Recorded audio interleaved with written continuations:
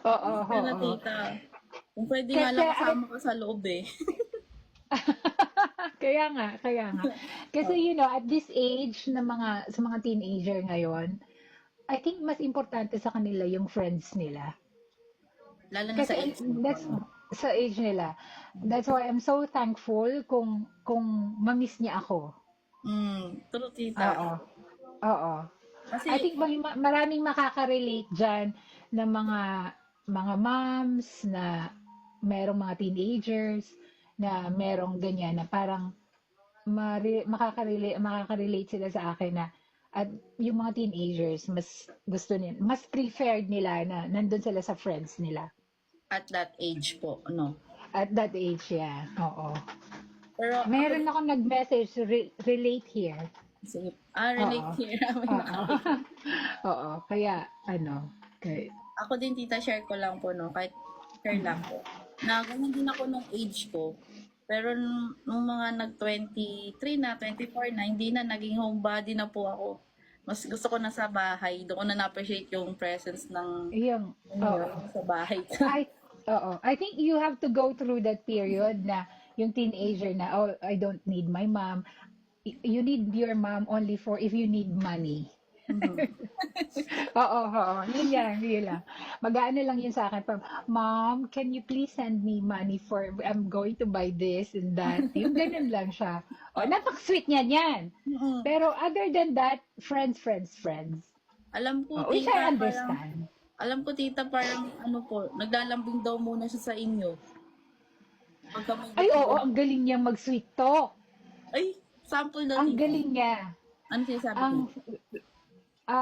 ang sample ko, eto, may sample ako na meron akong na ano dyan, naalala. Kasi parang Holy Week yata, Opo. na parang, I think parang Friday, Good Friday yata yon. Mhm. Na parang gusto niyang lumabas. Ito lang yung talagang naalala ko kung ano. Gusto niyang lumabas. Mhm. Sabi ko hindi nga pwede kasi kumbaga parang sa atin it's a very solemn day. Yes, So yes, yes. kailangan yung parang mag-ano ka lang. Mm. Ngayon, Magnilay. parang oo, yung parang magnilay-nilay, gano'n. Tapos lalabas siya, may meet siyang mga friends. So, parang planado na yon Opo. na hindi ko alam. Tapos, syempre nagagalit ako. Mm. Ngayon, isi-sweet talk niya ako na, sabi niya, okay ma'am, I'm going to buy you a cinnamon. Yung parang cinnamon something. Mm. Tapos sabi niya, I'm going to, there's a new flavor coming up and I think you will like it. Yun yung mga ganon. Yung pag ganon na parang, okay, pero make sure na you have to, okay, you can go. Pero make sure that darating ka sa time na gusto ko, yung Mm. mga ganon. Which is hindi nasusunod yun. Ay, Na ganun. Ay, lumalampas. lumalampas siya. Oo, lumalampas. Oo. Kaya yun, nagagalit na ako. Kaya pala sa Oo, susunod oo. kitang paalam, kailangan ka ulit lambingin. Ay, oo. Kasi nga hindi ka Kasi, sumunod. oo, kasi kasi parang I'm just a normal mom na, Mm. syempre concerned ako na parang pag lumabas yung anak mo sa bahay, parang, nasaan na kaya? Ano kaya? Yung parang ganon. Na Hanapin po. oo, hahanap-hanapin mo. Oo. Need lang po, di ba?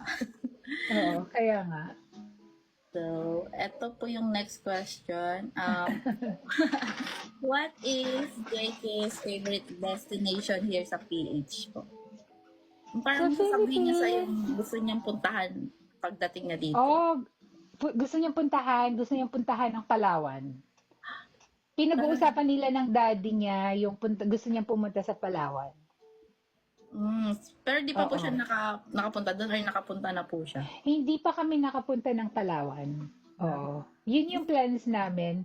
But then, ewan ko na lang. Kung isasama ako, oo, yun yun. Kasi parang hindi na yata kami kasama sa mga plans niya. Pagdating, syempre, Hmm. ang mga teenagers ngayon hindi nakasama ang parents kung saan pumunta. Opo. Pero yun yung Oo. destination na gusto niya.